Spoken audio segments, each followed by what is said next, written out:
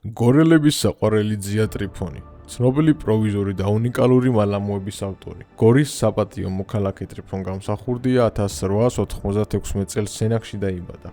1924 წლიდან სიცოცხლის ბოლომდე 1993 წლამდე კი ოჯახთან ერთად გორში ცხოვრობდა. მისი თაოსნობით გახსნილა გორში იმ დროისთვის საუკეთესო ლაბორატორიითა და ტექნიკით აღჭურვილი ტუბდისპანსერი. გამსახურდიამ გორის ცენტრალურ აფთიაქში 60 წელზე მეტხანს იმუშავა. იგი ვერ ეგუებოდა სიყალბეს, რის გამოც რეპრესიებს ვერ გადაურჩა და 1938 წელს დაუპატიმრებიათ. 2 წლიანი პატიმრობის შემდეგ კი წარდგენილ ბრალდებებში გაუმართლებიათ. გორში, სტალინის 24 ნომერში მდებარე შენობის კედელზე, სახლში, სადაც გამსახურდია ცხოვრობდა, მემორიალური დაფაა განთავსებული. 2022 წელს სტალინის ქუჩაზე, ყოფილი ცენტრალური აფთიაქის შენობის წინ, გორის მერიის ინიციატივით ტრიფონ გამსახურდიას ძეგლი დაიდგა.